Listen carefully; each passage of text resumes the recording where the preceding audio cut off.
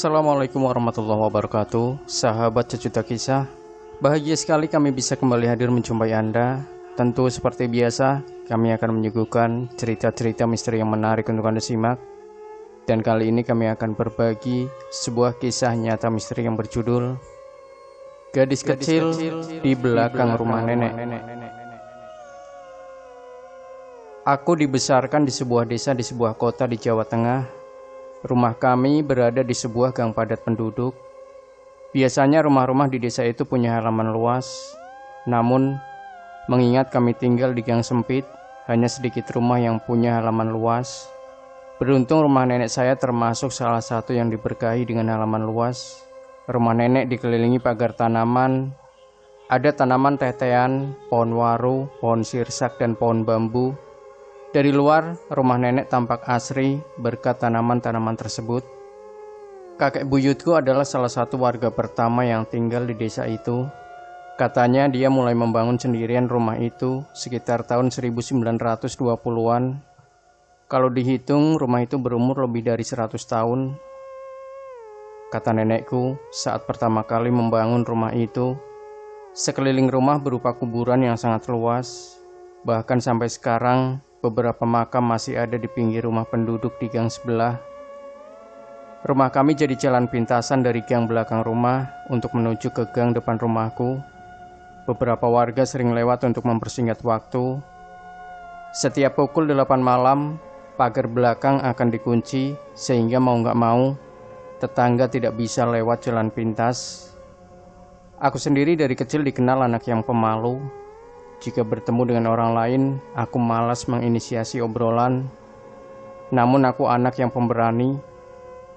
Aku sudah berani tidur sendiri sejak umur 3 tahun. Ke toilet rumah yang jauh di belakang juga sendiri. Saat masih belajar sholat, sekitar kelas 1 atau 2 SD, aku sering berangkat sholat subuh berjamaah di masjid belakang gang sendirian. Aku bangun saat suara-suara di masjid mulai terdengar di tengah dingin dan sunyinya waktu-waktu sebelum subuh. Untuk menuju masjid, jelas aku harus melewati jajaran pohon yang rimbun itu. Beberapa kali aku sering menengok ke belakang karena kukira ayah atau paman menyusul di belakang karena terdengar langkah kakinya. Ternyata tidak. Waktu itu aku baru bisa merasakan kelebat mereka yang berdiam di sekitar rumah nenek. Jalan di desa masih berupa kerikil dan batu kecil, jadi tak mungkin aku salah dengar jika ada langkah kaki di belakangku. Kukira itu salah satu pengalaman aneh pertama yang berhubungan dengan rumahku. Beberapa tetangga bilang mereka tidak berani lewat rumahku selepas maghrib, katanya seram dan gelap. Kebiasaan bangun pagi untuk sholat jamaah di masjid itu tidak bertahan lama karena aku harus pindah rumah. Walaupun aku pindah, tapi sekolahku masih di sekitar rumah nenek. Jadi setiap hari setelah pulang sekolah, aku ke rumah nenek untuk makan dan menunggu becak jemputan. Saat siang, rumah nenek kosong, paman sudah merantau keluar pulau, dan nenek masih bekerja di sebuah toko jahit.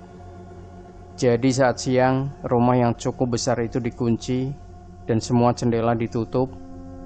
Aku jalan dari sekolah membuka pintu dan makan siang. Aku tidak membuka jendela dan pintu rumah karena akan membuang banyak waktu. Yang kulakukan sepulang sekolah hanya cuci tangan, makan makanan yang sudah disiapkan nenek di meja makan, dan menunggu jemputan becak sambil menonton TV. Tak jarang saat aku makan, aku sering mendengar suara memanggil namaku. Arahnya dari bekas kamar kakek buyutku. Dik Putri. Saat kali pertama mendengar, aku begitu kaget dan tiba-tiba merasa takut. Kukira nenek tidak berangkat kerja. Saat aku singkap gorden, di sana tak ada orang. Lebih dari 3 kali dalam kesempatan yang berbeda, panggilan itu kudengar saat makan siang. Aku hanya bergidik dan melanjutkan makan. Setiap akhir pekan aku selalu tidur di rumah nenek. Jadi setiap Jumat, aku tidak dijemput becak langganan. Gangguan-gangguan berupa suara-suara sering aku dengarkan ketika aku tidur di sana saat akhir pekan. Aku tidur bersama nenek di kamar depan. Aku sebenarnya berani tidur sendiri, tapi kadang nenekku sering minta ditemani. Suatu malam, aku tiba-tiba terbangun dan ingin kencing. Setelah selesai dan kembali ke kamar, samar-samar aku mendengar suara orang menyapu di luar rumah nenek. Kupikir sudah hampir subuh dan tetangga terlalu pagi untuk menyapu, tapi aku lihat masih pukul 1 dini hari. Kudengarkan lagi dengan cermat. Suara itu terdengar bolak-balik dari jalan gang depan rumah nenek, dari pojok satu ke pojok yang lain. Kubangunkan nenekku, kutanya siapa yang menyapu pagi-pagi sekali. Jawab nenek, "Sudah tidur aja." Aku tidak mau memenuhi rasa ingin tahuku lebih jauh dan memutuskan untuk kembali tidur. Lain waktu saat ada pertandingan sepak bola, kalau tidak salah Piala Dunia 2002, aku menemani paman yang saat itu sedang mudik. Kami begadang nonton Oliver Kahn yang bermain untuk Jerman. Waktu sudah menunjukkan pukul 1 dini hari dan aku belum mengantuk. Di luar rumah terdengar seperti suara auman serigala dengan nada tinggi dan disusul dengan teriakan. Tidak mungkin ada serigala di sekitar rumah nenek dan tidak mungkin itu suara anjing. Kata paman, mungkin itu suara kucing kawin. Suara auman dan teriakan ini terdengar beberapa kali. Saking kerasnya, sampai-sampai paman memutuskan untuk keluar melihat ke pintu depan. Tidak terlihat ada kucing kawin.